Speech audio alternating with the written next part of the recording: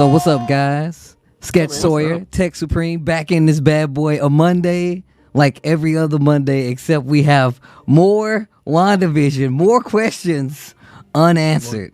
More questions than answers. This is literally the most notes I've written on an episode so far.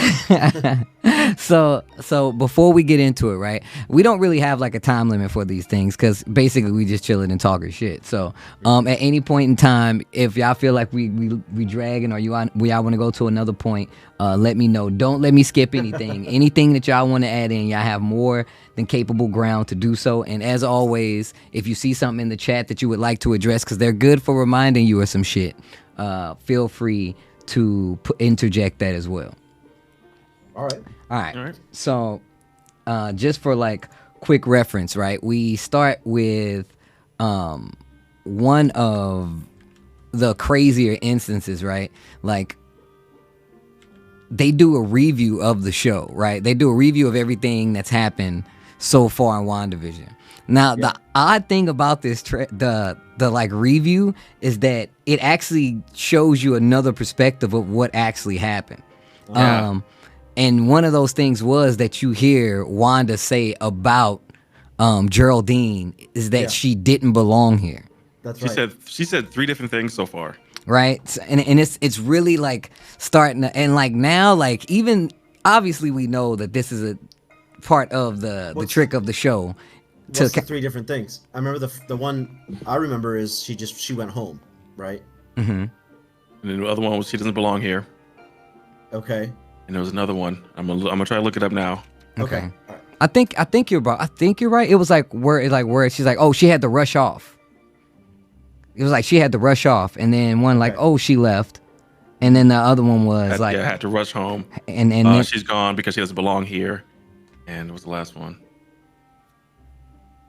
I know I'm missing one. Oh my God! I can't read fast enough. I'm blanking on it myself, but Yeah, I don't even know. I just was aware of the 2.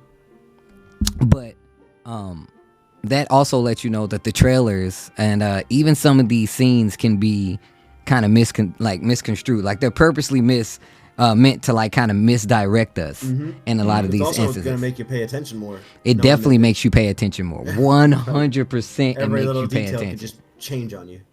And like that's kind of like the theme of I feel like this episode, right? Because it does like the Full House kind of opening, like the Growing Pains opening, which is crazy because in retrospect now, like these are all shows that I actually watched, right? And then of course they have like the Full House because you know the Olsen twins, her older sisters, that's where they come from, right? That's where they became very popular, which is very odd in meta. Yeah, sure. Right? Yeah. And it's really odd and like super meta. But we're introduced to the twins and because they won't stop crying, right? Like they're babies at this point. The babies have been born. But they won't stop crying, right? So like they're going crazy at this point because you know that's what parents do. But even when Wanda tries to use magic to, you know, quiet the children, it doesn't work. Didn't work. It didn't work, right? It didn't have any effect on them.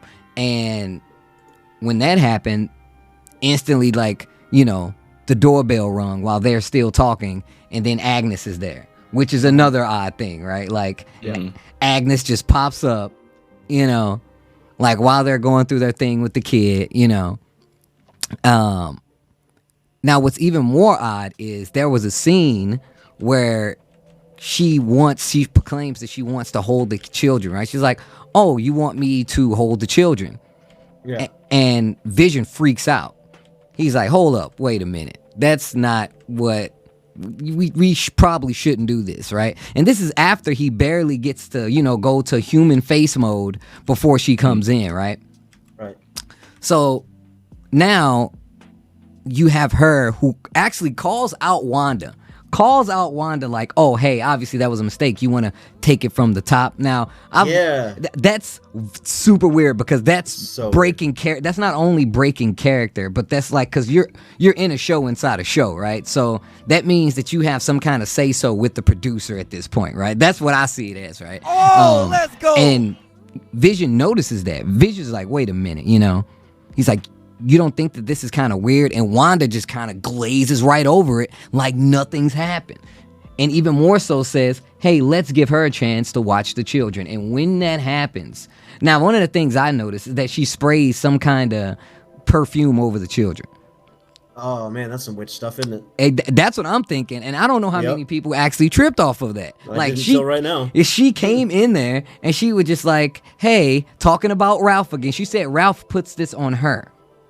Yep. And she sprayed it on the children, tiger. Right? But nothing can contain this tiger, right? And Vision is still paying attention to all of this, obviously. And then Agnes goes over to the cabinet to look for booze, and then they question what kind of, babysitter she is. But when they turn around to look at the children, they're gone. And they come back down the steps, and they're like walking and talking children. Like, they age up like 5 years instantly, apparently, which is crazy. What's their name? Billy and Tommy, if I'm not mistaken. It's Billy and Tommy? Yeah, that's right. Mm-hmm. So now these kids are full blown walking around, and Agnes makes this joke, right? Agnes makes this play because she was supposed to be watching them or whatever. She says, hey kids, you can't control them no matter what you do. And it just felt weird when she said that, right? Because now obviously we're paying attention to everything in the show. She's like, kids, you can't control them, no matter what you do. And this kind of puts us to like the next instance of like these children becoming full-fledged people in the universe. That's one thing. That's actually crazy, because are those guys mutants? Like what is going on? Like, are they real people? We're gonna get back to that. We're gonna get back to that as well. Now with that being said, after they they go to, I guess, a break, and they come back, the kids are in the kitchen, and that was the scene with the dog, if I'm not mistaken. Yeah. They come in and they have like the dog, and they're like, hey, what are you doing hiding in the kitchen? And it turns out that they have this dog, Sparky, now, that they found.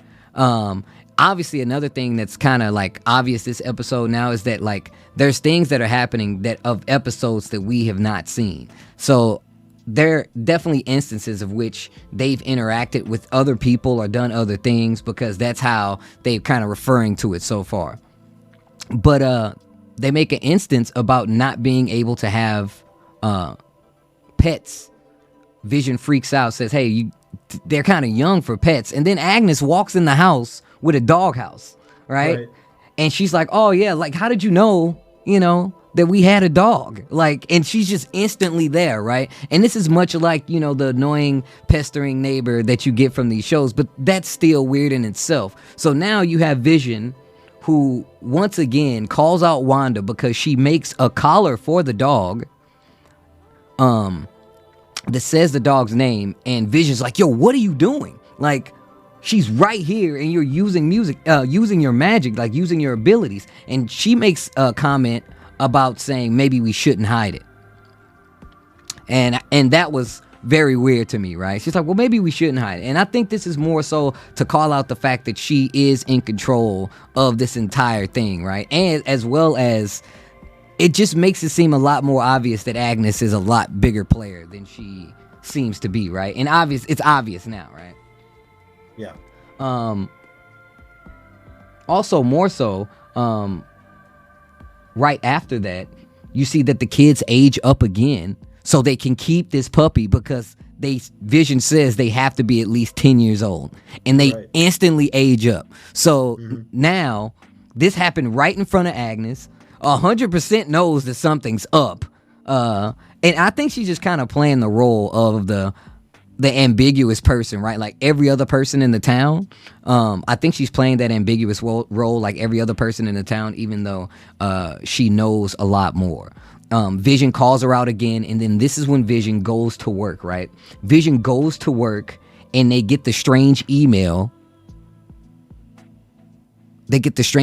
From from Sword, and they go like all like animatronic computer style, like, alert, this is blah blah blah blah, watch out for, like, and Vision's the only person who recognizes, like, what the hell is going, what the fuck, like, he seems fully snapped out of it, like he's fully aware now, right? And right at this point, and then he frees Norm's mind, and that scene by itself was like crazy terrifying, right?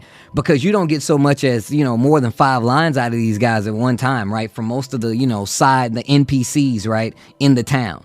And Vision frees this guy's mind, which was noted that happened on the clipboard, right? Like that happened on the people that they identified. They said that Vision freed his mind, right? Which was really odd, one, because it seemed like it happened out of order because we seen it. But I actually think that's intentional.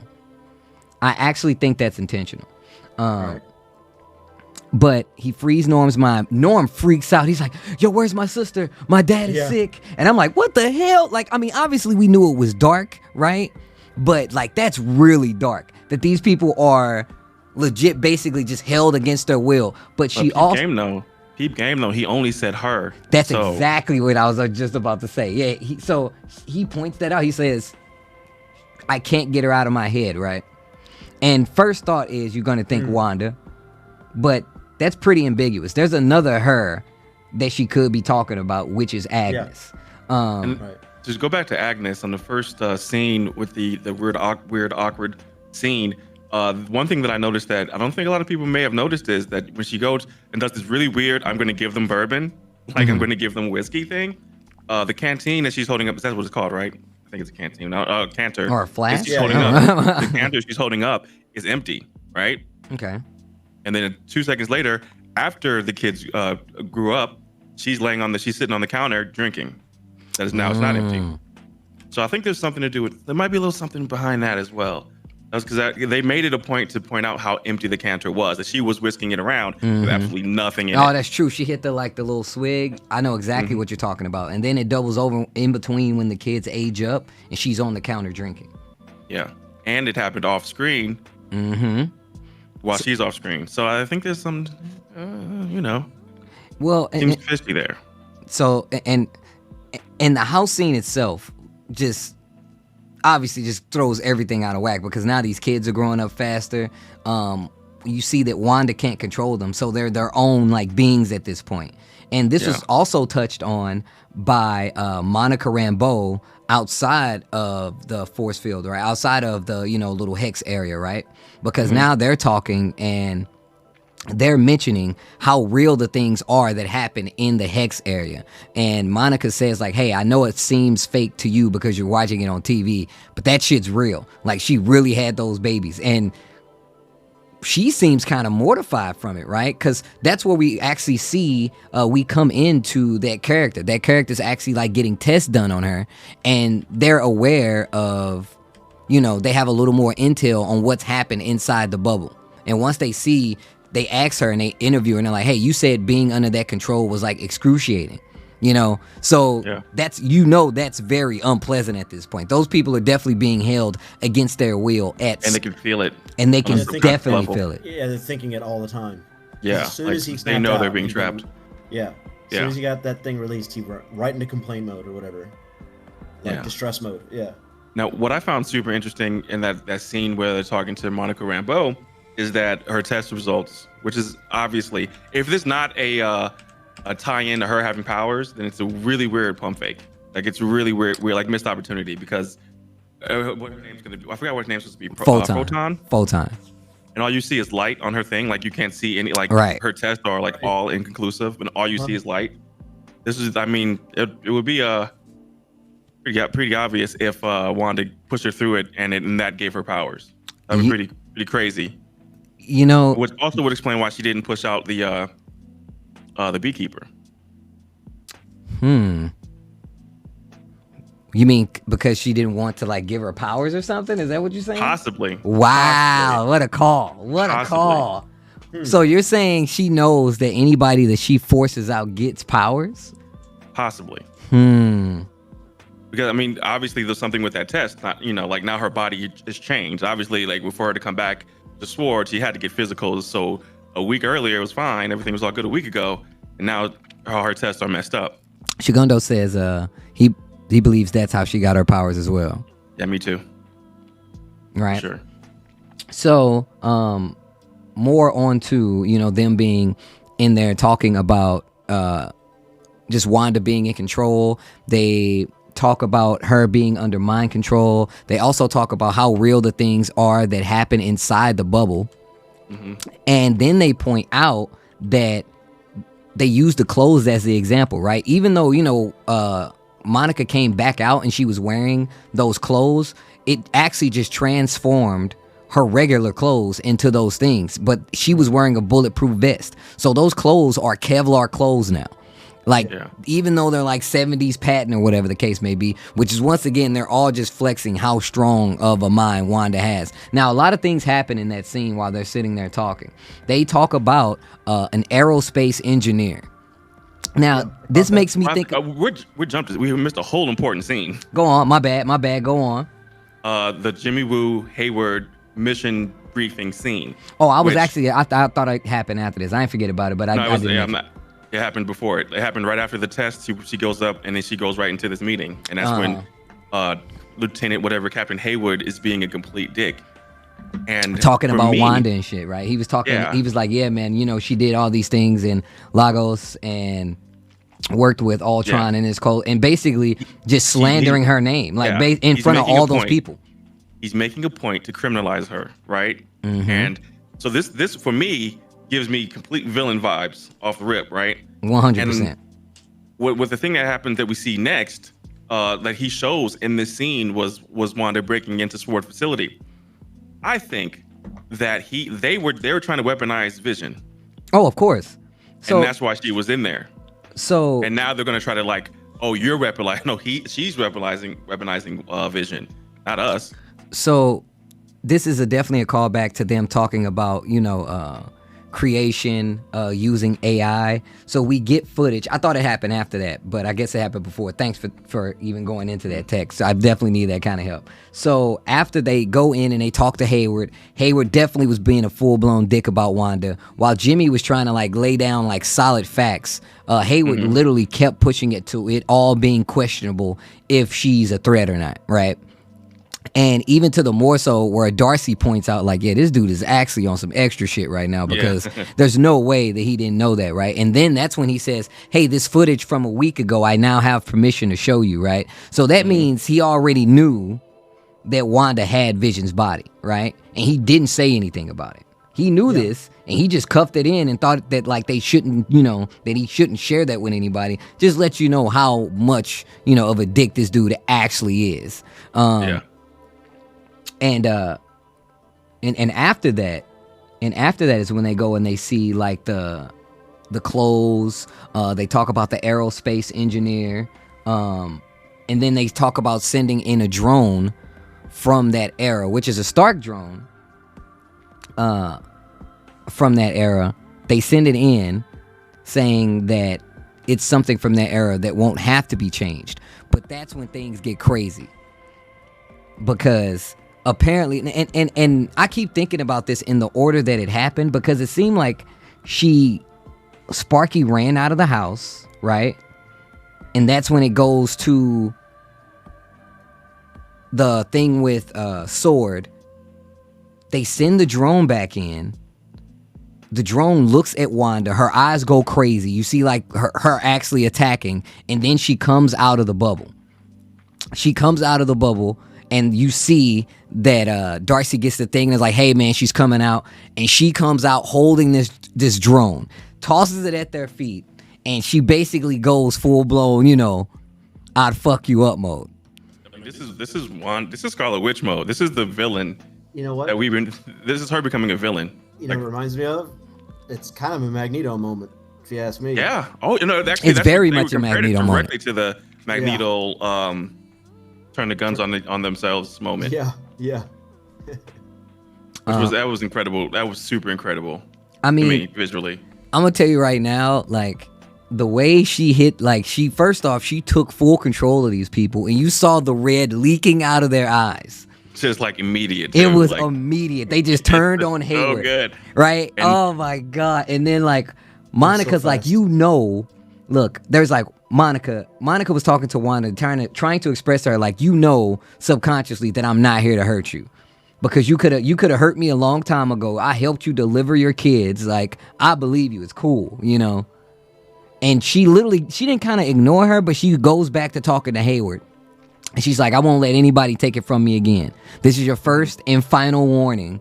And that's coming from right off the heels of us seeing this footage of Scarlet Witch or Wanda Maximoff, because that's another thing that they pointed out. They pointed out that she's not called the Scarlet Witch. They've never called her the They Scarlet never Witch. called her the Scarlet Witch, right? But I feel like by the way to say that, I don't get it. So I think it's a couple things. I think that they're pointing at the fact that this is how she gets her name, and if she and this is my attachment to it. My attachment to it is this is how she gets her name.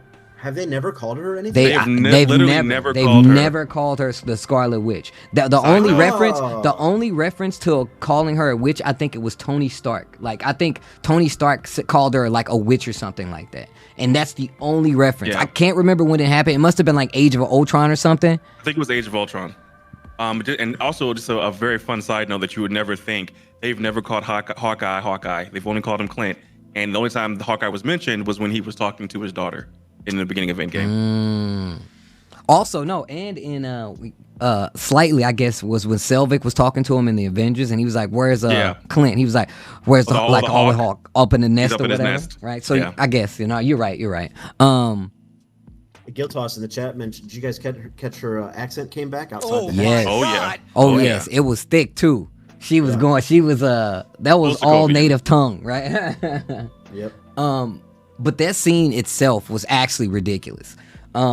We get like a full flex of the Wanda power, but this is like even it's so much grown since like last time we've seen it, because in Age of Ultron, when she was using her mind control, she had to be there. Like remember, like after she beat everyone except for Clint, she's like, I got to get to the big guy. Like she had to be close to them to send it. This one, she's throwing it, and multiple people at once. Her powers have definitely grown. So personally, there's obviously she knows that Hayward was up to some shit, because we saw the footage of them actually dissecting Vision's body against his request. I'm feeling like Wanda had to know about this. That's why she knows Hayward.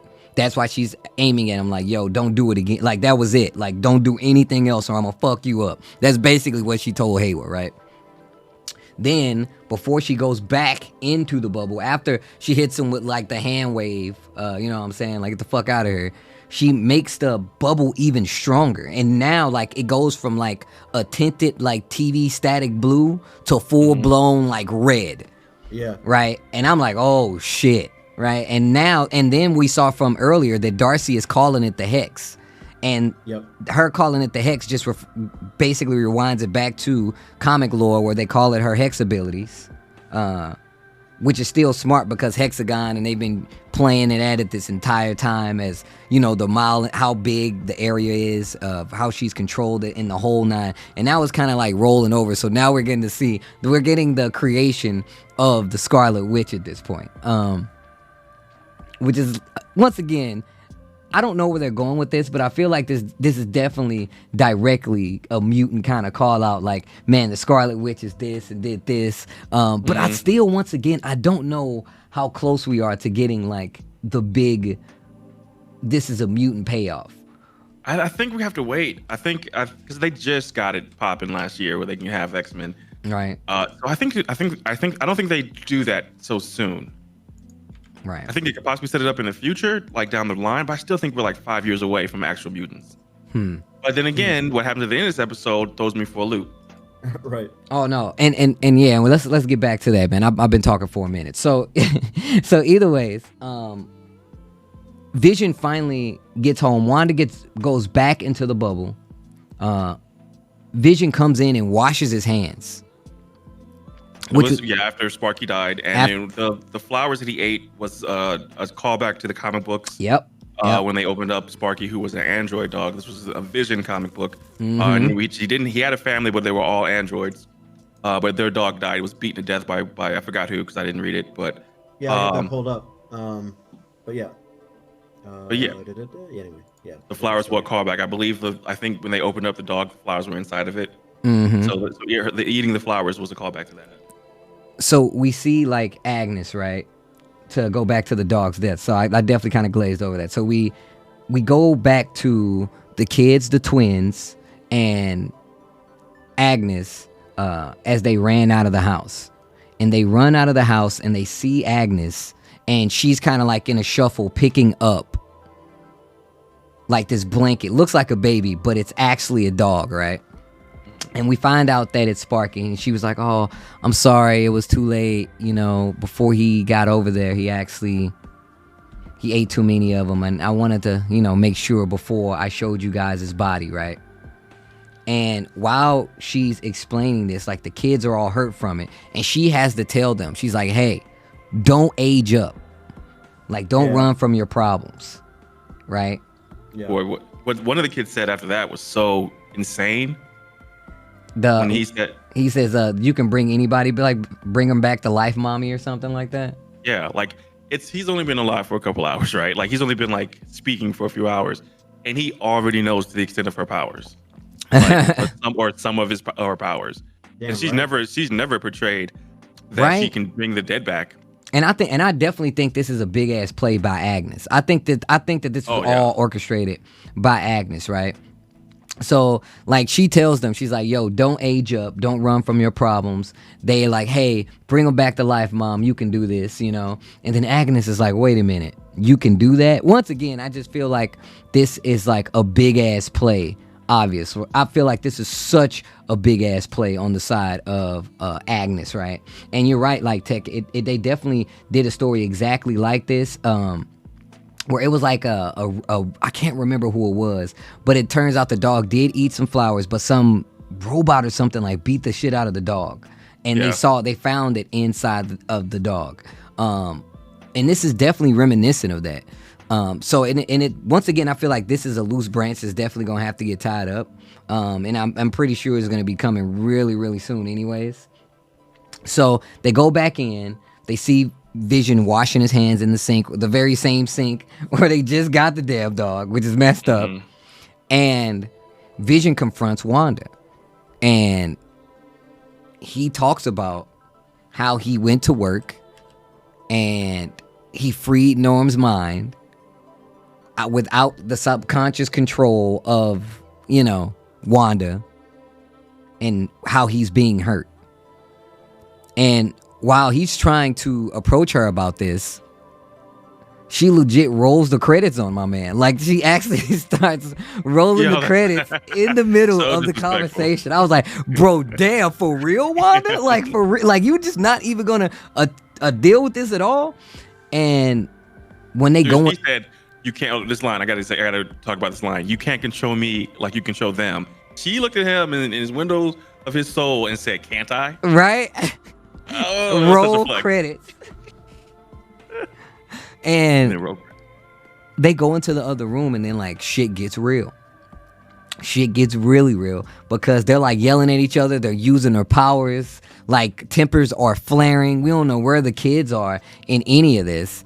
And, you know, so he can't be a reanimated corpse at this point. He can't be. Emotions. He's got too many emotions. There's no way that this is the same Vision that, you know, got the batteries taken out of his head by Thanos. It's not the same one.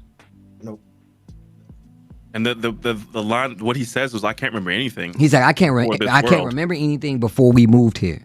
That's a hell of a line. And he said, the hell of a line. He says, Wanda, I'm scared. Oh yeah.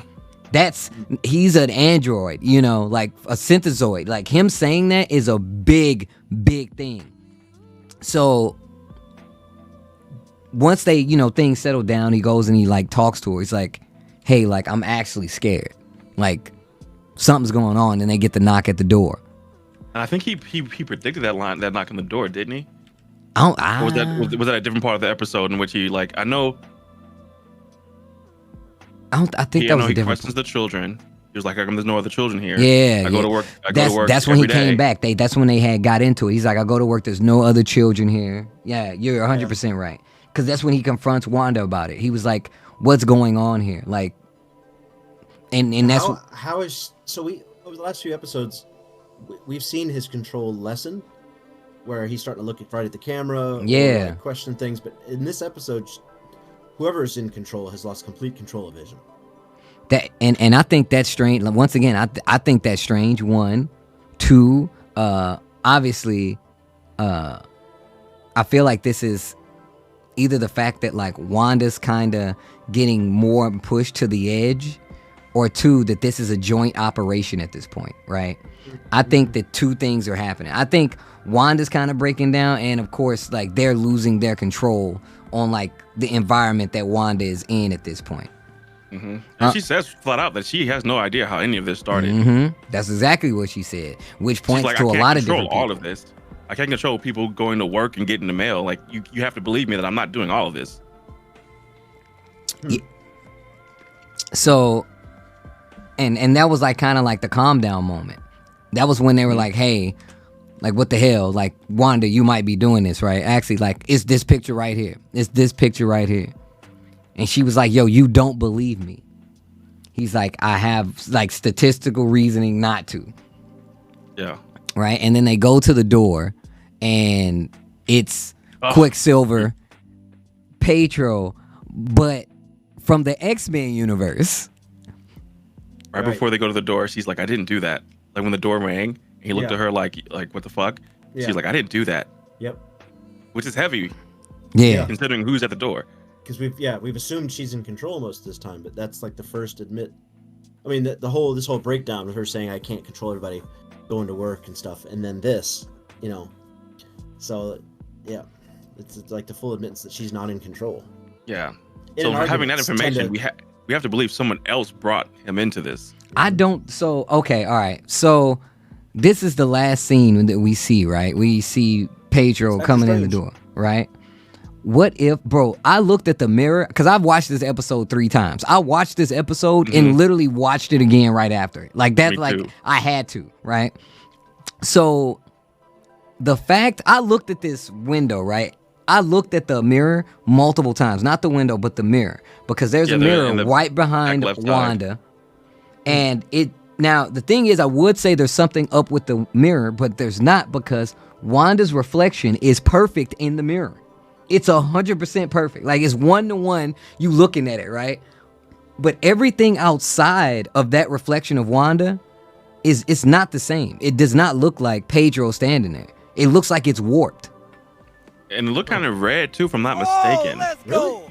Dude, I gotta look at it again. Dude, go back and look at that episode. Like, first off, like, the episode kind of like was emitting like this kind of intentional red kind of VHS hazy feel. They did that shit on purpose, and I think that's part of obviously the whole Scarlet part. I think it's definitely all part of the Scarlet, like, TV haze, kind of using that afterglow effect, you know? Like, it's all full blown meant to do that, like, to invoke that same kind of, you know, feel. So, but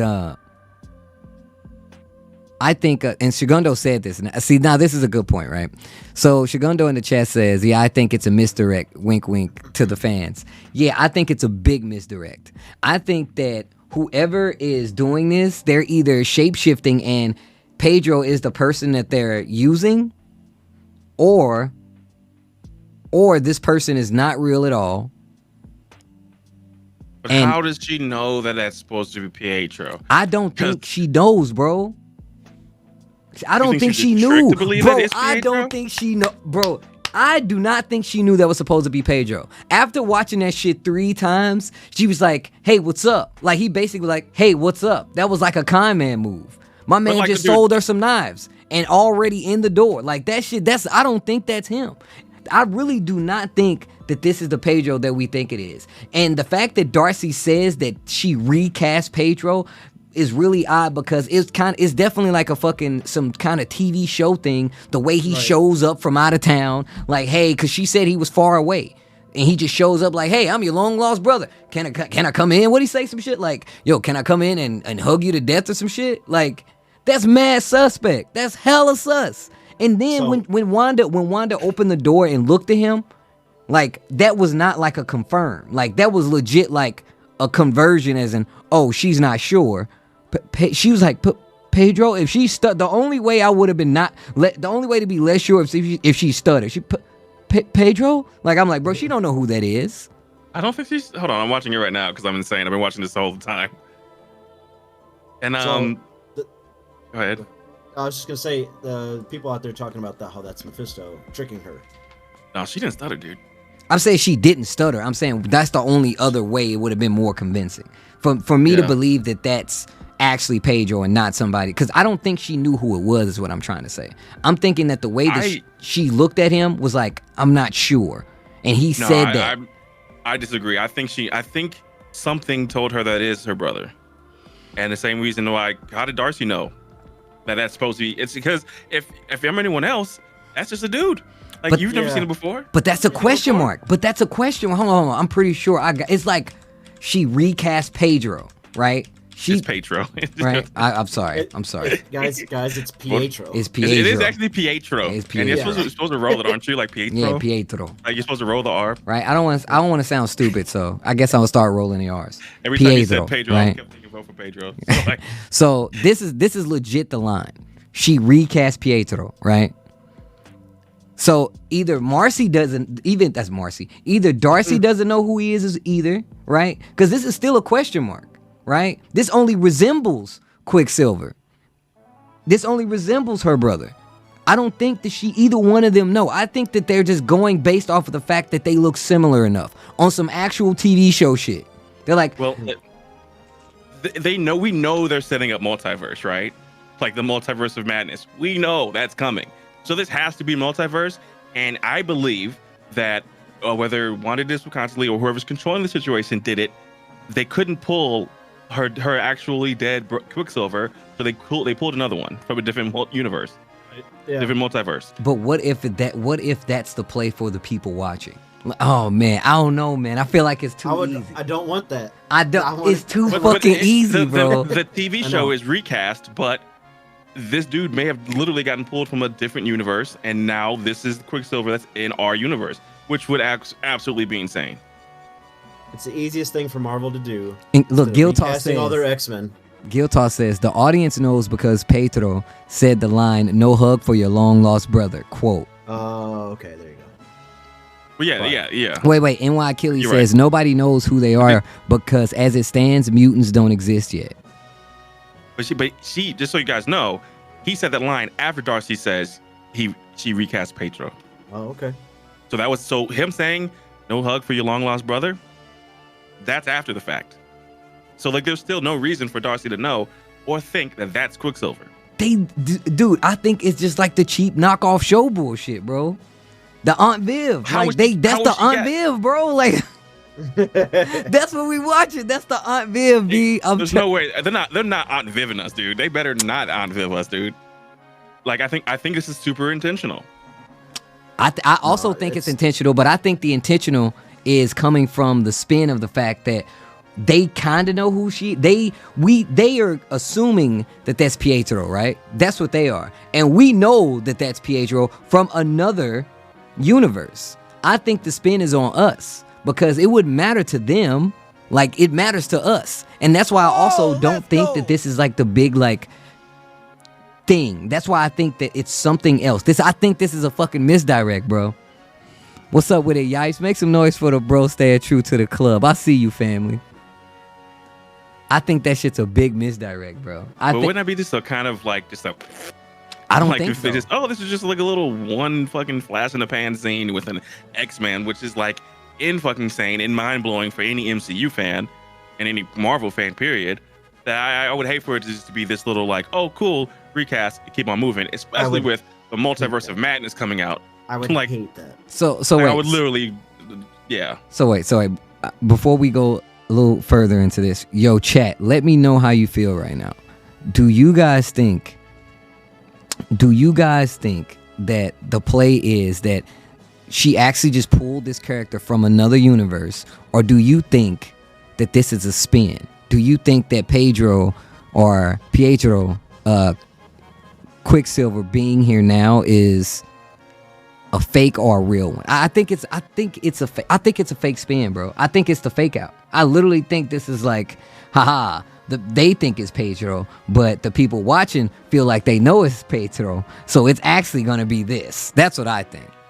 Here's what the Marvel fan in me wants, and this is gonna be completely fucking just my fantasy, that they start bringing in the good actors from the X-Men universe, and this is the beginning. Yep. That's what I want. Yep. And if they do that, your boy's happy. But if they don't do that, I'm disappointed. Yep. So you can't throw a fucking Fox actor in there out of the blue and take it from us. Yeah, you can't do this to me. That's not okay. But what if that's just a guy playing a character? What if they hit us with the Iron Man 3, bro? But why go with the Fox actor? Bro, why would they what if they hit us with the Iron Man 3 and everybody's like, that's fucking. But I'm gonna tell you some real shit. Hold on, man. I'm gonna tell you some real shit, and I mean this from the bottom of my heart before we go any further. Before we go any further, hold up. Yeah, heard it. Just so you, Mogdash, he said, Hugh Jackman, let's go. I never want to see Hugh Jackman play Wolverine ever again in my life. Yeah, you don't want to do that, right? You don't want to do that, right? And I loved him. He's over. He gets you some new blood in there. So, I am really excited. I'm excited for the fact that we have this crossover, right?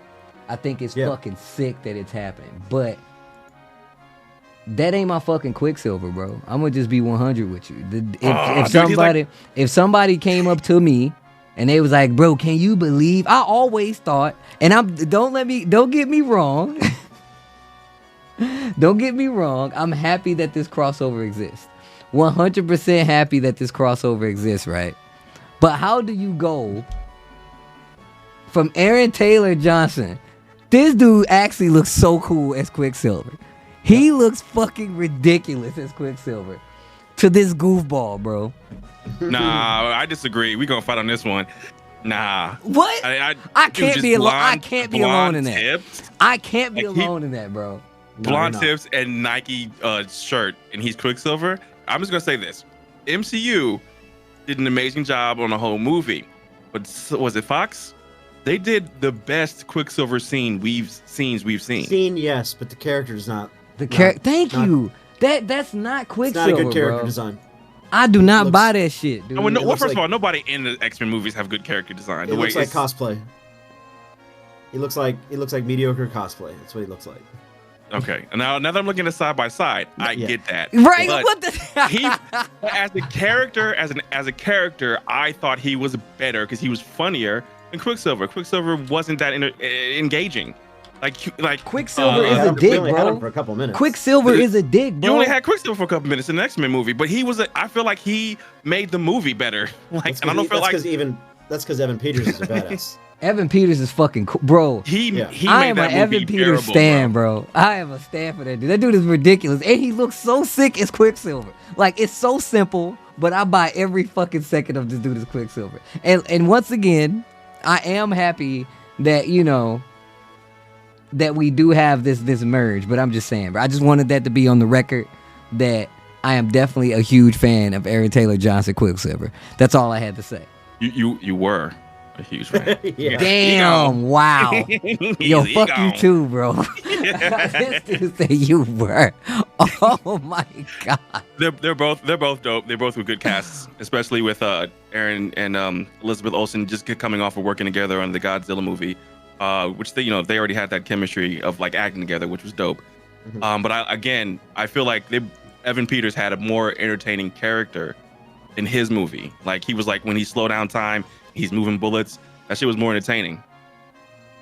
Yeah. His Quicksilver wouldn't have got shot up by Ultron. All I'm saying. I mean, maybe true, but he wouldn't have been there to begin with. That wasn't even, I feel like, in his character. That's true. He was very selfish. He was super selfish, right? And this is a different Quicksilver, because this Quicksilver definitely was all about his sister, one. Two, I feel like that's one of the things that they're playing on. They're playing on the fact that we know that these characters are kind of different characters, bro. Like, they have to be different characters at this point. So them saying that,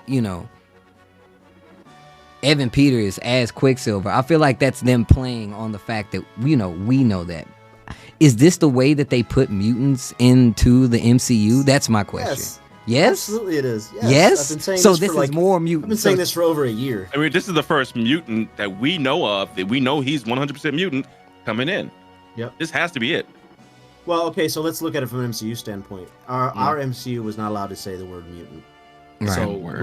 Right. So we called them. We had people with powers for whatever reasons, like actual technical reasons, right? Whether it be Asgard, or gamma rays or whatever, right? So, but the X-Men universe just straight out called him mutant. So we got her brother with powers via the mutant gene rather than the Mind Stone or whatever gave them their powers to begin with, right? So it's still her brother. It's just a different, it's the mutant version. So, but yeah, I've been saying this shit forever. The way you integrate mutants into this universe is Wanda, because she's got that power, and it just happened. So for them to take that from me, maybe. Yeah, I'll be mad. I'm not your typical angry nerd, but for that opportunity, I might be actually. If they do what was his name? Iron Man 3. If they do that again, man, I was literally angry in the movie theater, like angry, bro. Look, I'm gonna be real. I was kind of pissed too because they wasted Ben Kingsley. Ben Kingsley is one of my favorite actors in general. 1, 2, you had him to play a fucking ridiculously casted role, and the trailer made it seem like he was about to MJ this shit, bro. He was about to make history with it. If this shit played out like I thought it was gonna play out in my head, bro, and I already got a crazy imagination, but if it was anything close, I would have been crying in the theater. Free. But okay, so I did want to mention something because the chat mentioned it and somebody else mentioned it. They, somebody wants, this is our opportunity to get a whole new X-Men cast. Let me remind you who is in X-Men, this new X-Men generation, okay? You want to recast when we've already got James McAvoy, Michael Fassbender, Jennifer Lawrence, Boo. Nick Holt, January Jones, Rose Byrne, it keeps going, dude. Zoe Kravitz. Yo, they're all dead though. Yo, but check Peep Game though, right? Because now we can play with time and reality and all that shit. They can just pick and choose literally the best ones. And I want them to do that. If you give me Fassbender and McAvoy, come on, and that's my MCU Magneto and Professor X, but you got me. Take my money. I don't give a fuck. Let's recast. No, let's give these people a chance to actually shine. Now, when it comes to Cyclops, yeah, go ahead. Go on, recast. What the fuck? Hold on, bro. Wait, no shade to Ty. Wait. But I'm not feeling it. But you're feeling Jennifer Lawrence? You know what? They ruined Mystique. They definitely ruined Mystique. They did. Yeah, they fucked their character over, bro. Oh my god. But you could and what's the girl's name who plays Sophie Turner? She could be Jean Grey. Sure. Look, she seems a little flat.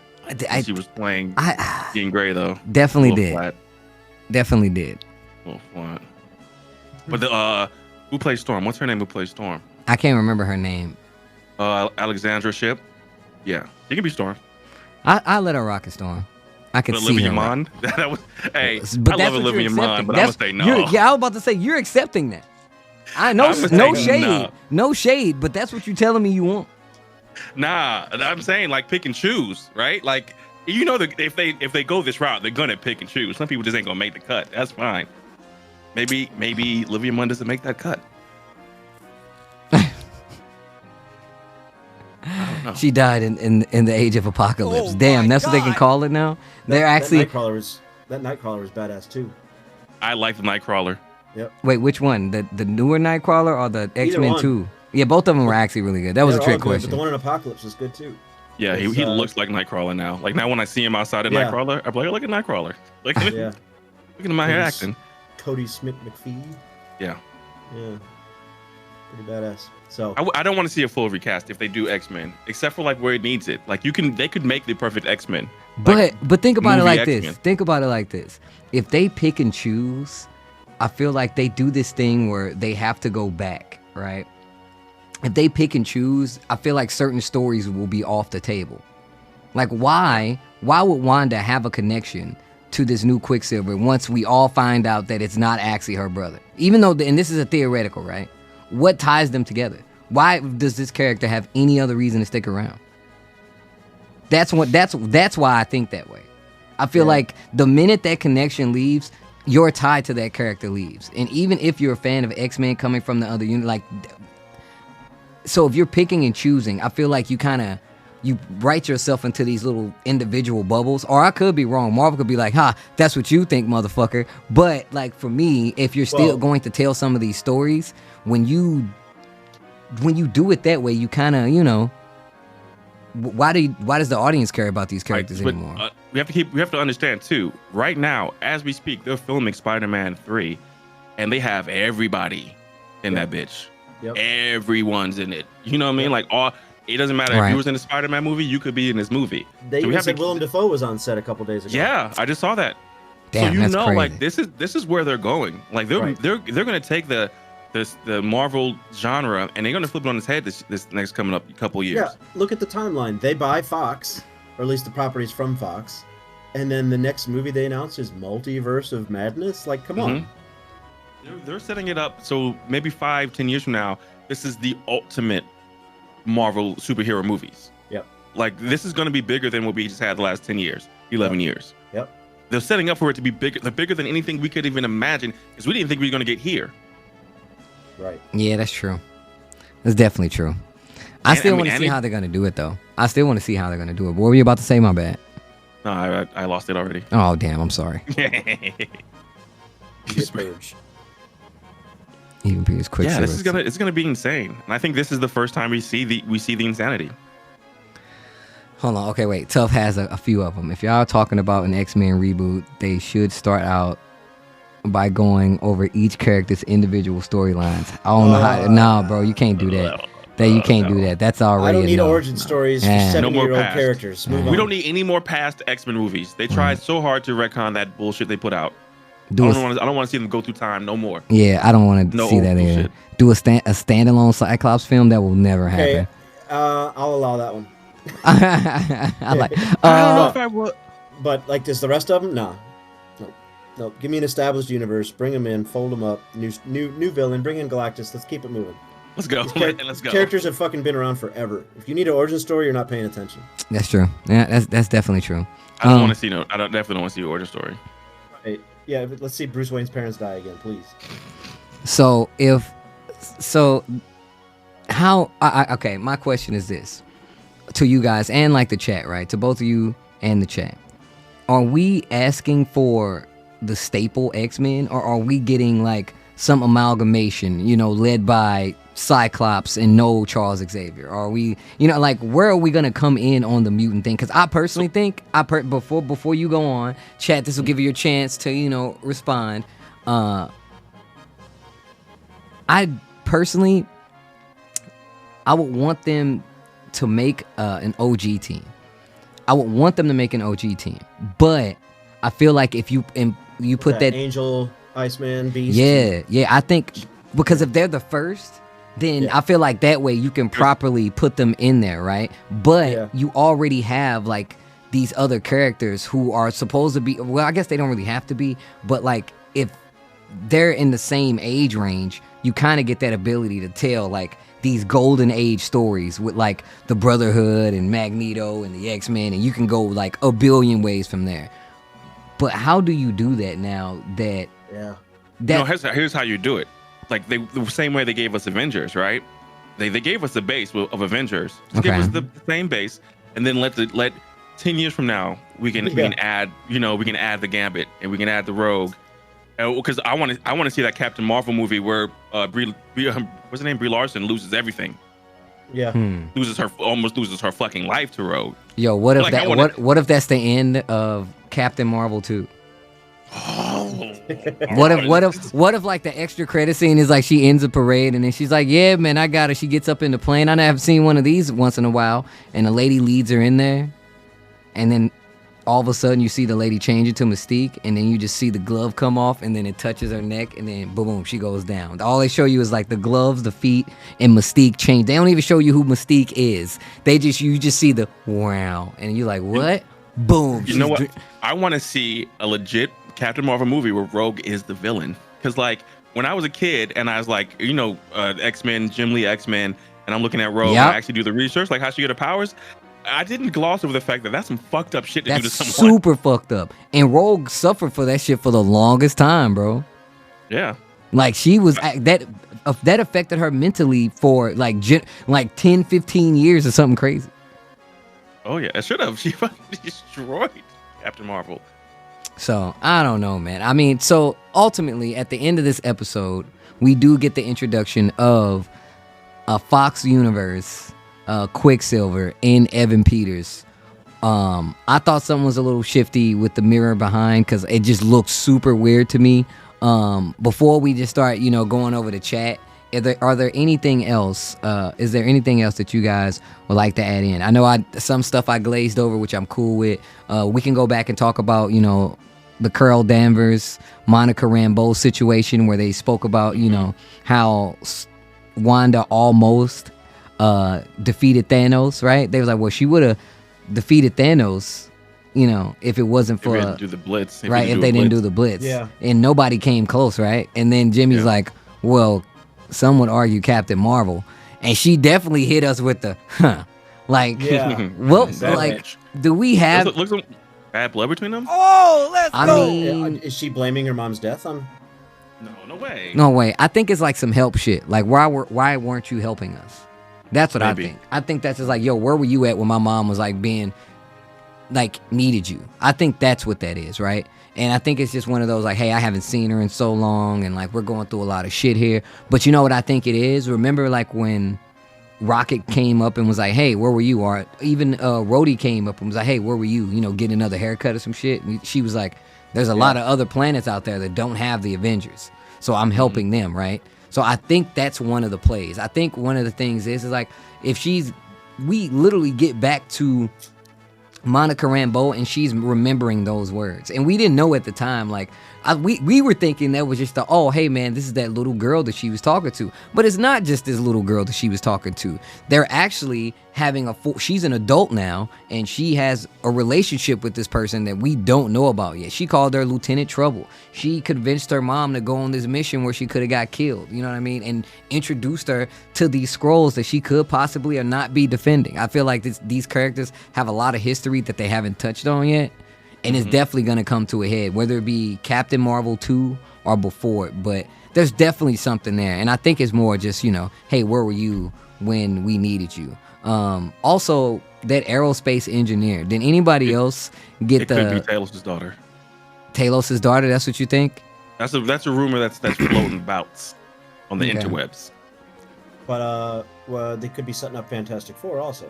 They could be talking about Reed Richards, right? They could be, but like it's Reed Richards. I mean, they actually officially have not cast Reed Richards yet, so I don't think they would put. I honestly personally don't think they'd put that in the show because she put out a phone and she texted this aerospace engineer, which leads me to believe that within the next episode or two that she's going to be the one driving the car into the Hex, and we're going to know who that aerospace engineer is. So I don't think that Reed Richards would be it because they literally don't know who that is yet. Okay. So it's still officially the jury's still out on that one, huh? Yeah. Yo, Tripley, thank you so much. Let me see some O's in the chat. My bad, I didn't mean to cut you off, bro. That's all good. A couple of things I wanted to run over that in my notes was that the kid, I think Agnes may be manipulating for the kids. I think her plays the kids. Every time they grew up, she was there. True. And I think the dog was a ploy, because if I went to someone's house with a newborn baby and I spray perfume in their face, it may cause enough stress for them to have a problem, and she may have created enough stress to make them grow. And I think she killed the dog, and she was there for this to create enough turmoil within the kids to make them grow. I think I definitely think that has something to do with that stuff she sprayed on them. Like, I'm almost certain it has something to do with that. Her spraying that cologne on those kids. Sure. Or that perfume on those kids. Yep. I also, one of the things that I pointed out that I kind of noticed was these episodes are overlapping, right? And I think that that's intentional. Now, remember how I was saying where they were like, hey, some of the stuff it looks like things have happened that we haven't seen. Because if that's true, then there's 2 instances in which like some of these scenes are overlapping. But I also think that this is a trick that's also attached to the fact that it's WandaVision. I think that, so remember at the end of this episode, and I haven't seen anybody notice it, and I could be wrong, but if I'm not mistaken, both Wanda and Agnes say the same line when referencing Geraldine. They said that she didn't belong here and she doesn't have a home. The thing is, we saw what Agnes was saying outside the home while Vision was outside talking to her, right? So while they were inside, that's when Geraldine or Monica was helping her with the children. And I could be wrong, I want somebody to check this, but I feel like they were saying the same thing and they split up the scenes. So like, Agnes was like, she doesn't belong here, and like Wanda was in the house saying the same thing.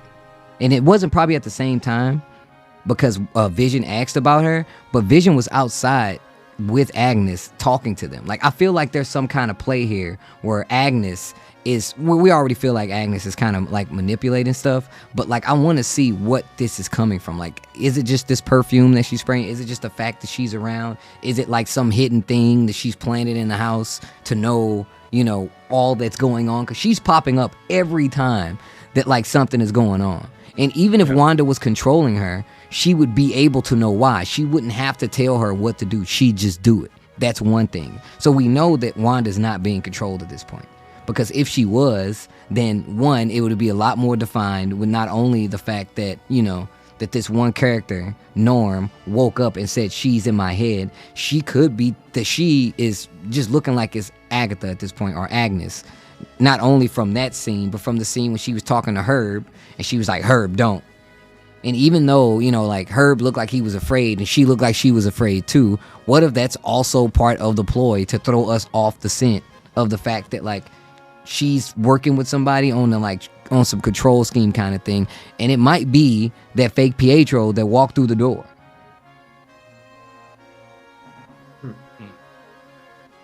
Who the hell is Agnes' husband? I think I know too much. I feel like I'm confused on Agnes just because of what's coming up this week and the trailer. I haven't seen the trailer for this week's episode. Yeah, it's that there's a scene in the trailer that Agnes talks to Vision, and it throws me off on a lot of my Agnes theories. So like, which makes me believe that maybe. Go ahead, Ben. You want to say something? No, good. I thought I heard something. Okay. No. I think that maybe Agnes has powers. Is actually Agnes the witch, but I think maybe there is still even more controlling. Like an even bigger villain, like a bigger plot, which, you know, everyone's pointing to Mephisto, but at this point, I don't think anyone knows for real, because just some of the things he said and the things that they put it in the trailer before the show even started. Yeah, my deadline. I mean, and it would be to everybody's benefit that everybody's theories are wrong. It's true. I love that though. I actually love the fact that like it's kind of crazy because Darcy and Jimmy, they kind of represent us. Like we saw on the board that it literally was just asking questions that people that would be watching the show would ask. Yeah, very meta. It's like super meta, right? But I honestly think there's something that like we're missing, and I think once again this Pedro is definitely a question. Two, did we trip off of the fact that when Tommy, I think it was Tommy, was feeding the dog, he held the food to his temple first? To his temple, yeah, that was right. Deep. And it was also funny, and it was also funny that when Sparky ran outside, he was like, Sparky's scared.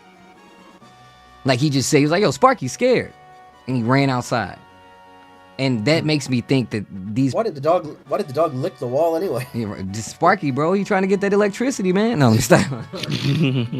He's powered by let me stop. I have no idea. But that's how he got the name, I guess, in the show, right? Like, but they also said the same thing. We know this dog definitely existed in the source material, and it kind of got, you know, it kind of died the same way. But no, I just think it's really weird that, you know, things start going even more down the drain. And I think the Pietro showing up is the all right, this is how we're going to keep her in control. Like, this is what's going to calm her down. Because now Vision is being one of those pieces that's like kind of unraveling. And that's kind of what's happening right now. Like, as things go further, the entire universe is kind of like literally unraveling. Where it's like, oh, well, we don't know if, you know, Wanda's doing this. And like, even if she's doing this, like, how strong is her control at this point if, you know, she can't stop things from happening. She can't control the kids. Herb's cutting through a wall. Vision's unraveling. And it just, the conspiracy just kind of gets deeper and deeper. I think the chat said the kids are wearing the colors of Speed and Wiccan. Yeah. So. And the scariest part about this episode was these baby pictures, though. Like this Vision baby pictures. The Vision baby photos. Terrifying. Yeah, that's actually ridiculous. But also that goes more so that this is a different Vision, because that we know that that's not real, right? Yeah. And if this we know that for sure. and if baby Vision, right, and if this Vision has the ability to display emotion and stuff like that, they let you know that like something's definitely up with him. Because now, even though in the last episode they were like, yeah, man, Vision's dead, now they're like, well, how's Vision back alive? Right? They revealed more information showing what Wanda did and what they were doing at, you know, Sword. And then they say, well, how is he alive? So we actually have more questions because he's supposed to be dead at this point. Also, can we talk about the fact that like this dude Paul Bettany, he looks so ridiculous in every outfit that he wears. He looks like it's supposed to be cut out of like some crazy magazine, perfectly in the time. Like, he looks ridiculously cool. I just gotta say, I enjoyed watching him dance in the room with the baby. Right? I don't know why I enjoyed that so much. His little bop, I was like, oh, look at fucking Vision, dude. Like, he's killing it. You want to dance, honey? I was like, oh, dude, that's actually pretty sick. Yeah, I thought that was sick, dude. Oh, man. So, all right. So many theories. So, all right, chat. What are some of the things? I definitely kind of ranted a little bit right there. But what are some of the things that you would like to, you know, approach before we get out of this conversation of just, you know, WandaVision? Paul Bettany is an amazing actor, and he is definitely just killing it. Yeah, he absolutely is.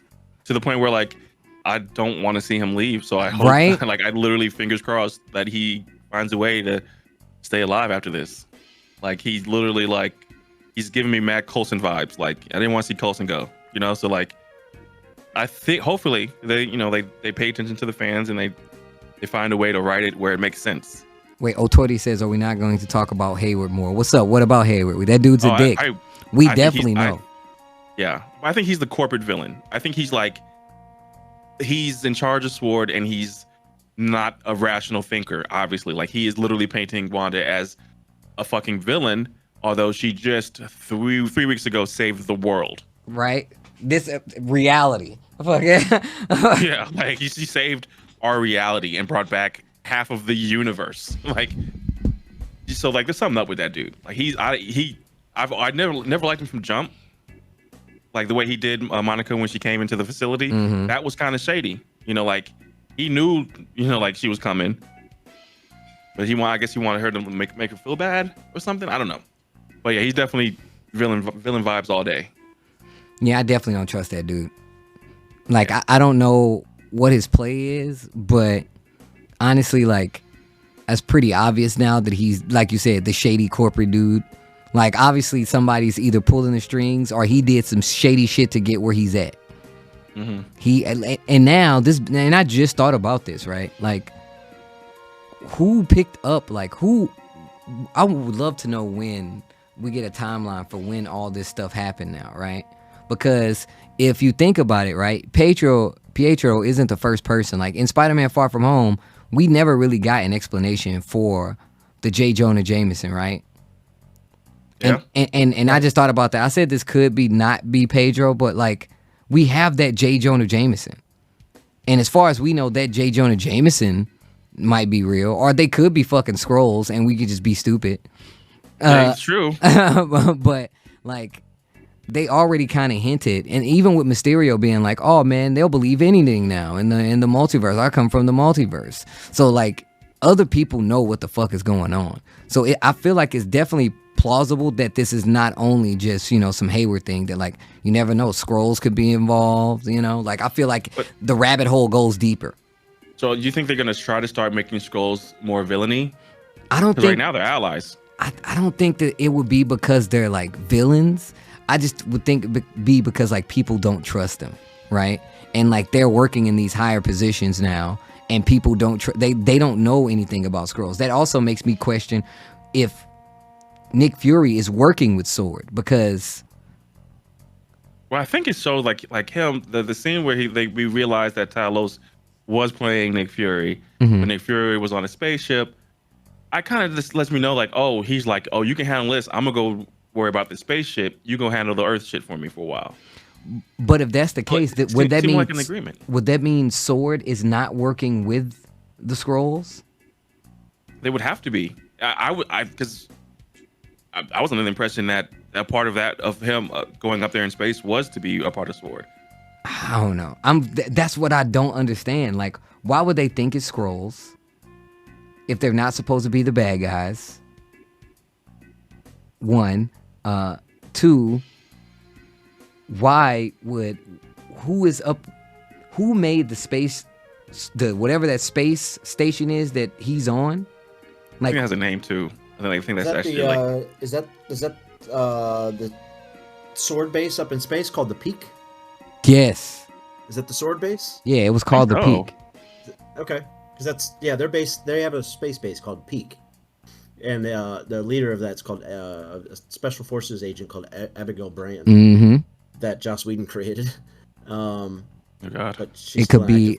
Segundo says it could be another sect of Skrulls that don't work with Talos. It's true. Rogue Skrulls. I mean, because you know they're gonna do the Skrull War, so the Secret Wars, Secret Invasion. So like, they have to eventually start setting it up where there's gonna be conflict with Skrulls. Sentient 12 say, by the way, every time an episode ends, Disney Plus keeps recommending Age of Ultron. Any chance Ultron is in WandaVision? Yo, a lot of people, damn, then you hit us with the Zappa emote. That's actually godlike. I think it's a good point to bring up, because the way that Ultron was destroyed, one, two, in Spider-Man Far From Home. Oh, shit. He had like that. He had an Ultron head in the bag. Wait a minute. So, all right. What bag? So, there is like I'm pretty sure it's still in there, but like in like one of the Spider-Man movies, he had like an Ultron head. And that Ultron head was still active. As in, like, we know it's an Ultron head because it had, like, the red eyes. That'll be crazy. I'm just thinking. I'm just spitballing ideas, but I don't know. I feel like the thing is about that makes this some of, like, the best TV I've ever seen, and I'm going to be 100% honest, is the fact that it's on the semi-truck. In Spider-Man Homecoming, Peter briefly picks up a functioning head of Ultron. Still lit up. Boom, that right there. But wait! How did I miss that?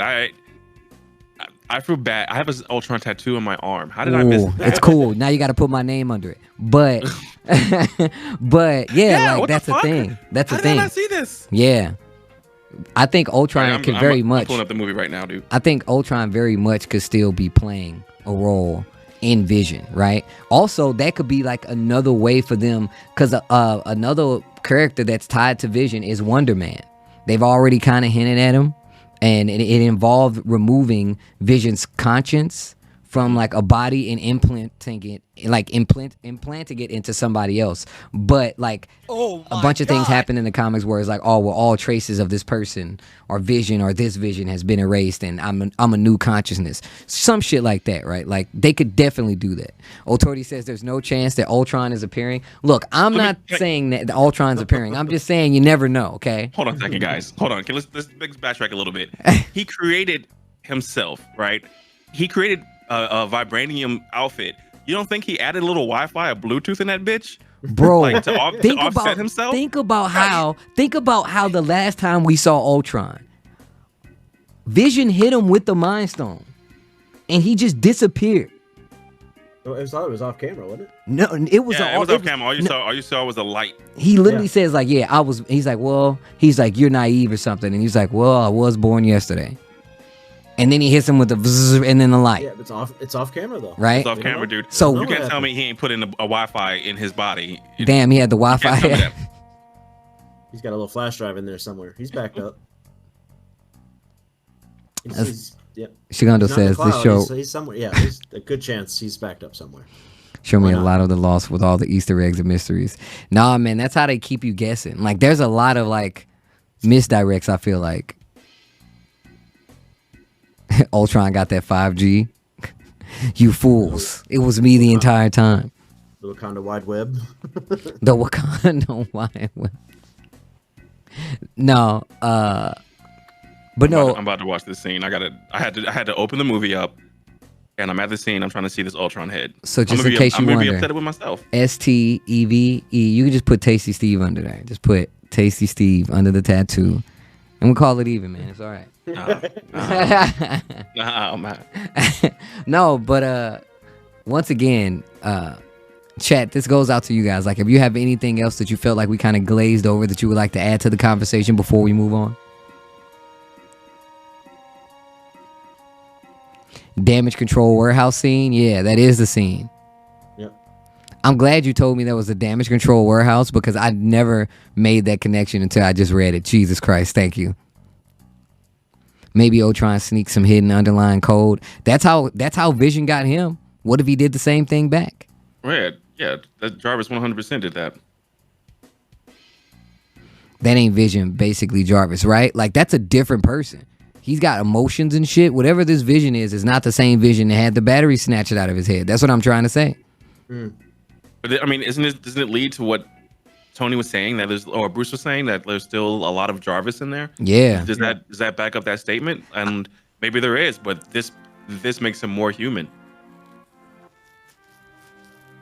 What if the missing person is Wonder Man, Steve? Nah, that would be kind of crazy. I mean, but the thing is that like that this person disappeared when the people came back from the blip. So that makes me think that whoever this person is, like, either never existed, or like it was like some super bad guy, right? That's the only thing it could be. They did show that Grim Reaper helmet in the intro. They did. And I also feel, they in the episode 2, when they do the animated intro, they do a pan shot where they go through the house, but they show like the innards of the house, like camera style. And there's a bone to the far left, and right next to it is a helmet. It looks like Galactus, but it's actually the Grim Reaper's helmet. Yeah, and that has something to do with Sparky as well. Like, yep, Sparky found Grim Reaper's body in the backyard, and got shocked by his scythe, and that's how he got the name Sparky, something like that. Mm-hmm. How does this keep pulling a red lit Ultron helmet out of a bag? How does that get overlooked? Right, bro, because people like, so the thing is that Marvel's super slick with it, because and this is the same thing that happened with the Samuel L. Jackson clip when he was just like, we got radioactive bug bites, right? We got assorted mutants, and then he says we have something else, right? Now we know that clip was never put in a movie, but it's still canon, right? Mm-hmm. And those things have already happened to a degree, right? We got the radioactive bug bite, which lets us know Peter has been active, and to a degree we already have mutants. Well, now we definitely have mutants, right? So it's all about how they're gonna kind of like retroactively put them in. But they make a lot of scenes that weren't used. They have footage that wasn't used, just like they said they had the extra credit scene for Endgame was apparently going to be the footage that they used for the scene where Wanda broke in and got Vision's body. That's another way that they kind of do it, right? Like, they can recycle it back in, or they'll just say that it's canon. Oh, I heard the craziest shit this week that changed how I felt about Marvel movies. I don't know if you guys have heard this, and I'm gonna go over it super quick. But basically, they make the movies in I forgot what company. They use one company to make the entire movie years before they actually film it. So basically, it's like all already animated. And before, they used to make these animated scenes just for certain scenes, but now they do it for the entire movie. And certain directors have refused to do Marvel movies because they felt like there's no purpose for them to be there. So like the entire movie is already set out. So it's kind of storyboarded then. Yeah, you talking about previs? Previs, yeah. Yeah, so they're just basically storyboarding the movie before they even get the actors there, right? Like line for line, scene for scene, and like as a director, like obviously it turns a lot of directors off, but also, you know, you get look at the quality. Look at how well you get to tell these stories. I mean, I made the comment about it being some of the best television I ever watched, and I say that because like with all the knowledge that I have, which is not that much, you know what I'm saying? I'm not like, you know, that egotistical about it, but like I do a lot of research about this shit, right? And even with, you know, just that speculation and people casually watching, I feel like it's so hard to guess or to get 100% on what's happening until they tell you at the rate that they're going.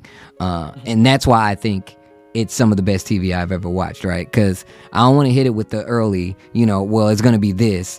Because now we're in an age where we're looking at these episodes on a week-by-week old school television style. Some people don't like that shit. But personally, I do. Because now you have, like, it's kind of back to the point where it's not really spoiled for anybody.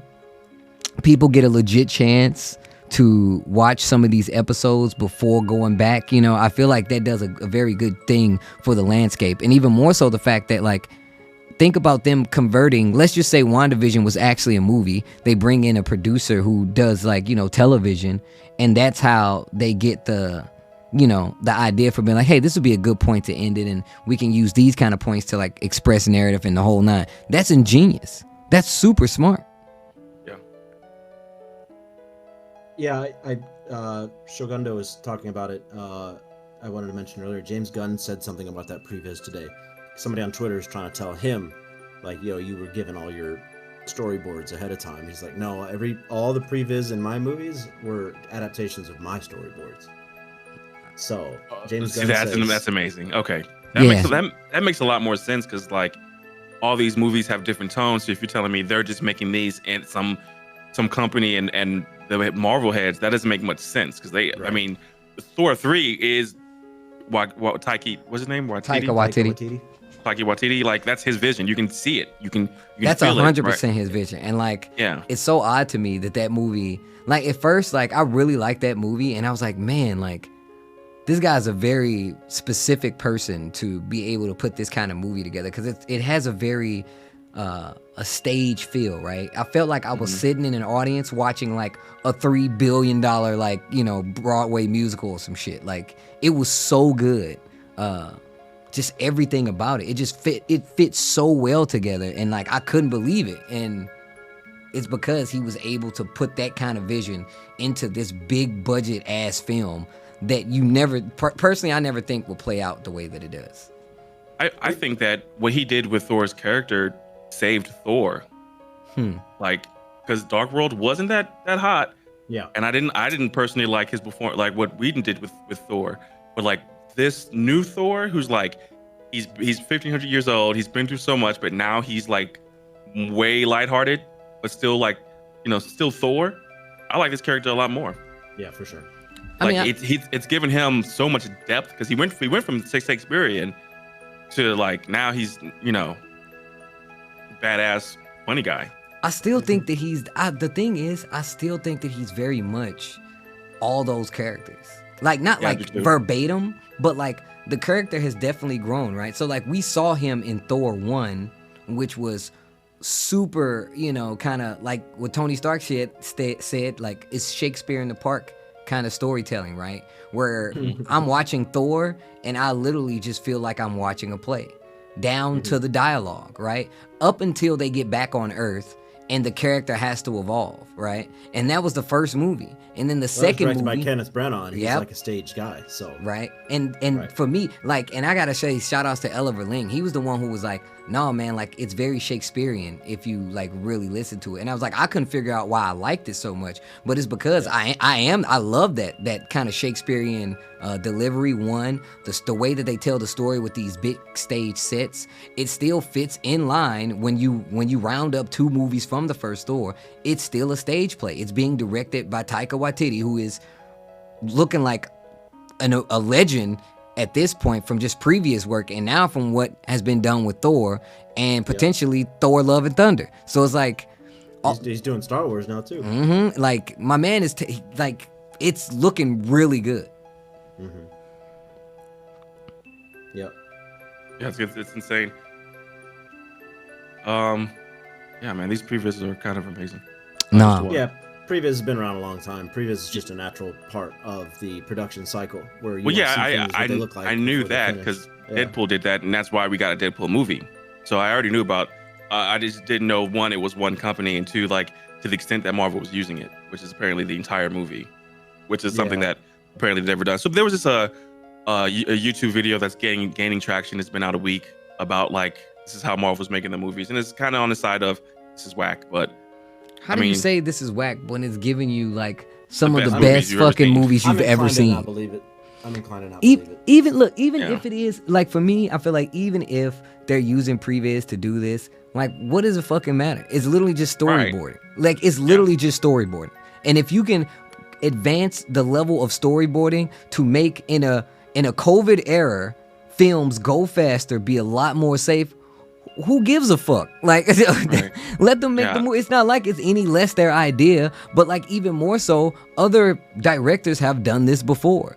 We're the point where, and we were just talking about Zack Snyder, who literally just shot for shot put a comic into a movie, and people love that shit. It's the same shit. You're just doing it at an advanced level. It's the same shit. For sure. Maybe people are just trying to take some of the. Well, the way they worded it. It's definitely the way they worded it. 100% the way they worded it was, this is given to the directors, not directors are giving it to them. That makes a world of difference in context, you know? Like, so. Yeah. No. I think, just bad news getting spread fast. Sentient 12. I didn't think Thor 2 was that bad. Like, if, in all honesty, I rewatched that movie recently, and like, if you just looking at like the set design, the costume design, like, Thor in that movie looked fucking ridiculous. Like, he looked so cool. And he wasn't even bulked up for that role. Like, he wasn't even like as big as he's been for some of these other Thor movies. And I'm pretty sure he was the smallest in Thor 2. And his costume design was so good that it didn't even matter. Like, that, like, don't get me wrong, I'm not saying the movie is a work of art, but I just don't think it gets the credit that, you know. I mean, the main villain was kind of whack as well, but it definitely advanced these characters. Yeah, I think it after watching it before, I think whatever happened, I went through a whole MCU binge a month or so ago. Watching it again, it's not as bad as everyone makes it out to be, at all. Yeah, I think it's just I don't know what did it come after. I think that may have a lot to do with it too. What do you mean, Thor 2? like what did it? I think it was at the same time as Captain America 2, around the same time, and that's terrible because Captain America 2 is goddamn ridiculous. Yeah, it's one of those follow-up things that they probably you can't compete to that. Like, Dark Knight Rises will never be good because of Dark Knight. Yeah, that's true. And so like it may have just filling in the wrong spot because it's not a bad movie. Cap 2 eclipses the original by far. Yeah, that's facts. It actually took, like, I was okay with the first Captain America movie, but once I watched it the second time, I was like, oh, okay, I get what they're doing now. And it made me like the movie a lot more, so. Yeah. I didn't like the first Captain America movie because I'm not really big into, like, pieces, like period pieces, especially when it's, like, that far back. But it was cool to see the story, and, of course, Chris Evans, he just won everybody with that role, but I wasn't a huge fan of that movie. O20 said, yeah, I like Thor 2 because it had Tessa Thompson being a badass in it. He's like, oh, wait, what did I like about Thor 2? That's fucked up, O20. Yeah. So, Dark World came out after Iron Man 3. So, for me, I know that's a period in time in which I was not happy with Iron Man 3. And then the Dark World comes out, and I wasn't happy. And then the Winter Soldier came out. And then, changed. Everything got better. Yep. Yeah, Winter Soldier, then Guardians. Yeah, that was a happy time. Yeah, and then Age of Ultron, and then Ant-Man, as a fan, Ant-Man was Paul sick, Rudd, bro. I fucking love Paul Rudd. That shit was sick. And it had a whole different tone. It was a heist movie. Like, it was a whole different tone as all the other movies. It let me know that they can introduce new characters without a problem. It's a good comedy too. Right? It definitely was. And like on top of that, a lot of people didn't know what they were like kind of coming into. Like I didn't. I was like, what are they gonna do with old Hank Pym? How are they gonna make Ant-Man interesting? Like, that's what I was thinking. I'm like, how the fuck are you gonna do it? But I'm gonna tell you right now, I'm a huge fan of Edgar Wright. Yep. And it was all that speculation about like what he wanted to do. And then that Comic-Con preview leaked, the 3D panel thing that he did when he did the... Hey, that was previous, by the way. Oh shit, there you go. I didn't even look. It didn't even make the connection. The fact that like that was showed as to be a part of a movie that Edgar Wright was doing, because one, I'm still sad we didn't get to see the Edgar Wright version, but I'm not sad about the version that we ended up getting overall. Like, I don't get me wrong, I love Edgar Wright and I would definitely love to see exactly what he planned for that movie, but it shifted hands because apparently I think it was more about the fact that like Edgar Wright wanted to he makes one-off movies a lot of the times, I feel like, kind of in the Christopher Nolan kind of feel. I don't know how he feels about making movies that's going to tie to something else when he wants to put his name on it. And obviously I'm not saying that's the reason that he stepped out, but they said it was like, creative differences or something like that. So yeah, I was real sad about that. He's definitely one of my favorite, but it is what it is. Don Cafe, it definitely still feels like an Edgar Wright movie. The music and everything. Like the build is really good. Yeah, I mean, Edgar's got his own editing, so it's missing that. He's got his own editing style, but also, while I have you guys' attention, so did you hear about who's writing the Blade movie? Yeah. It's Stacey Osei Kuffour. And she worked on The Watchmen. That's right. Yes, I did hear that. So that's awesome news. Which is actually fucking ridiculous. Because y'all know that I love The Watchmen. I love that show. The fact that they're doubling, they're being able to get these crazy, not only like producers and directors, but like they're reaching out to make them really good is ridiculous news. And Mahershala Ali apparently really vouched for her to get this job as well via Marvel. So regardless, I feel like we're going to be in for something big. Also, the director for Candyman, the newer Candyman movie, that's who's also doing Captain Marvel 2. She's directing Captain Marvel 2. So awesome. There's so many things where they're already kind of like moving the ball on picking some of these producers, directors, and what they want to do with the vision of it. So I'm in a very good spot I'm happy that they still have like a plan going forward, especially after it's been gone for like a year at this point, right? Like haven't had new Marvel stuff for a while, and we now have like a show that's really, really good and leading into more shit. I'm really excited. Man, I gotta say one thing, but then I gotta go soon. But I am extremely excited that this show is going to basically dump us right into Falcon and Winter Soldier. Like, bruh. We don't have to wait hardly at all. Bruh. It's insane. That last trailer was very good. Hold on, bro. I'll tell you what I want to do. Oh, shit. Y'all want to watch it real quick? We can watch it. Okay, so what I'll do is I'll share the screen inside of Discord, so you have to look at the stream. So go into Discord and like you'll see like that I'm streaming, and then you just can say watch the stream. But I haven't shared it yet, so give me just a second. Tori didn't like it. Go figure. Right? What's the last thing you did like, man? How did you not like it? How did you not like it? That don't even make sense. He said it was a bag of dicks. I don't believe you. I don't believe you for a second. Likes to complain, I think. It's all right. It's all right. You can feel that way. You go right ahead. Let it all out. You let it all out. All right. Let me share this screen really quick, by the way. Actually, let's escape real quick. And this was the Super Bowl. Yeah. All right, let me know when you guys can see the screen. It should be live on your end. And then what I'll do is I'll just open it up on this side. I definitely was screaming watching this shit. Yeah, it was real good. Very good. So during the Super Bowl, obviously they had a new trailer for fucking Falcon and the Winter Soldier. Are you guys great too, man? Oh my, bro. First, also in this trailer, let me just say, the application of rap music is fucking phenomenal. It is so good. I was happy. I was listening to this. I was like, damn, whoever picked this song, the application of rap music was literally perfect. That's one of the shining achievements of this trailer. But anyways, we're about to get into it. You guys can see the streaming shit, right? Yeah, I can see it. All right, I'm gonna play it now. That way we can hear it before Bean gets out of here. So, who would like to start? Mr. Barnes, why does Sam aggravate you? 15 seconds to drop. So what's our plan? The Cap callback. Oh yeah. Bruh, Mad Rapport, bro?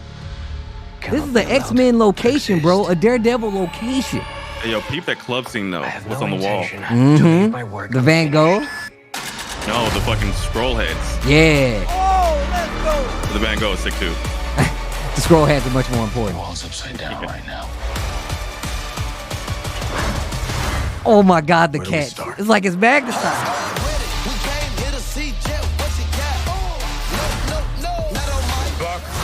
Plan. Bro. Oh, yeah? What is it?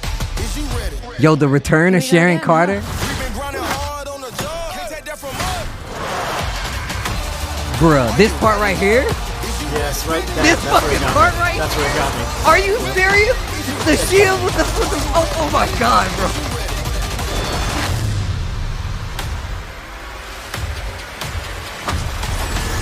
She ran up and punched the shit out of him, though. That little girl kicked your ass. Bro, you know this shit is gonna be ridiculous. Leon Piranha, Sharon, she's a scroll, bro. Until the end of Secret Invasion, everybody's a scroll. Okay. What are you doing? Are you having a staring contest? Just blink. Sweet Jesus. I mean, how old are you? Bro, March 19th, which is basically right at the end of WandaVision, which is fucking amazing. Instead of getting movies, we're literally just not getting to, we don't even need to leave our house to be ready for this Marvel shit. This is amazing. Yeah. Oh my God, it's so good. And I love the dynamic. And it's been building up this whole time right in front of us. And yeah, I think it's gonna be sick. No, it was definitely it's definitely getting big. Okay, so real quick before I let y'all go, what do y'all think is gonna hit? Even with the knowledge that you have, I don't know if you want to spoil it, Ben, for yourself, but do you have any kind of thing that you want to throw out into the ether that might come true, or you just want to leave it blind, just completely ambiguous? I was just saying this in me and Tech's own podcast, the Nerdy Bit Show, where I'm sort of an empty-headed viewer. I let it just sort of hit me. I have no theories. I have very little insider knowledge. I just when shit happens, it's always a surprise to me. I don't know. I just sort of empty my head out when I watch these. So I don't have any theories, man. And I'm firmly convinced they're gonna throw stuff at us that hopefully nobody's thought of. I bet you they have. I bet you they will. Nobody knew what was going to happen in Infinity War, right? Everybody saw time travel coming with Endgame, but like Infinity War caught everybody by surprise. Yeah, no idea. Everyone's crying when we left the theaters at the end of Infinity War. Right. We no one saw that coming. So with Multiverse coming, Eternals coming, like Marvel's about to just open up like it never has before. So just get ready for some shit. That's all I'm gonna say. And because this is the opening swings. Mm-hmm. This is our first right with phase 4. So this is setting everything up. So just get ready for a lot of shit to happen. All right, so what about you, Tech? Go ahead. And if it's right, I want my flowers. Bet I got you. Right after you put my name under that tattoo, Ultron. Oh shit. All right, so here's my theory, and if this comes true. All right, I got you. I guarantee you the taste buds will know. I think this is setting up Wanda being a super villain. I would love that. Going forward. I would love that. And she is going to have to fight Doctor Strange once she reaches her apex of power. Mm-hmm. And I think this will break her. And I still think it's possible that there's a Mephisto or someone behind pulling strings. But she has lost her fucking mind in grief. And this is going to turn her and is going to break her. All that good shit that the Avengers built up is going to come crashing down. and she's gonna be a fucking villain. And Doctor Strange, good luck. And Doctor Strange, good luck. And that's my theory. Yeah, I'd love for her to be the new villain. That'd be great. And someone said in the chat, she could take Strange now. 100% could take him now. Oh, that's which disrespectful, makes it yo. Even worse, but also a better movie for Strange. It is, because he doesn't have the eye. He doesn't have the time stone anymore. What is he gonna do? If Wanda goes actually crazy, last thing, who's actually going to stop her? Like who? Like if you think about it, Thanos was the movie was so good with Thanos being the villain because it was such a formidable foe. Right. Like we didn't know how this is gonna happen, how they're gonna beat Thanos with the Infinity Gauntlet. But in the universe, who could beat Thanos? Right. We already saw it. Yep. Well, we already saw who could beat Thanos. She's right here. Right here. Villainize her. That conversation. You have a new villain that we're gonna be torn on because we fucking love Wanda. I'd like to see him tiptoe around her for a few years though, right? Before she goes full blown villain, right? Yeah, dude. Where can she come after this? She lost everything. She has nothing. You know what I think? And the people who brought her, like, Clint's retired. Cap is gone. She has nothing. I'm glad you said that. Because I think this is the perfect play, actually. I think this is the perfect play to bring in mutants and make them. This is why I said this. This is the perfect play to bring in the mutants and and paint them as the villains, right? Anybody that has anything to do with Wanda Maximoff, they're already making it so like she is like the big person. What if? Now go with me. Follow me. Follow me. Follow me. Follow me. Follow me. Follow me. Follow me. Buckle up. Follow me. What if they introduce a Magneto to start these? You know, they make him an overshadowing figure. They're like, hey man, we're working with this guy who believes in us. You know, and she gets to find out that that's her father, right? And they just make it a whole round thing where they introduce mutants, they introduce the fear, and they start off with like kind of these figureheads of the mutants, and then they kind of like trickle down to, you know, give us more mutants, right? So let's just say they give us a Magneto, right?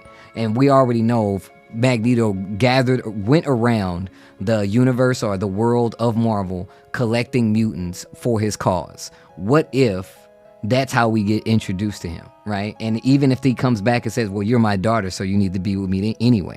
What if he comes back and it's Michael Fassbender, right? Once again, I'm not a fan of this punk-ass Quicksilver, but, you know, for the sake of the story, we're going to say he walks up, he's like, oh, actually, I'm here with my dad. And they introduce Magneto, and he's like, well, look, we're the evolution. You think this is the beginning of your powers? You can change reality. And then we get the real House of M, and then you can go through and like kind of drop off these different characters in the world, revealing that this is the House of M. Then you have the X-Men introduced, and then they all go and fight Wanda. Boom, phase 4 of the Marvel Cinematic Universe. There you go. I mean, it would literally be insane, dude. Yeah, they just go into Secret Wars. That should be crazy. Yeah. House of M would be, if they do House of M, yeah. Because think about it, and then think about it, because you can do the reverse, no more mutants. Then you can be like, more mutants, right? What if they just like reverse engineer House of M, and it's just like, yo, Magneto convinces her, like, yo, look, we actually run this shit.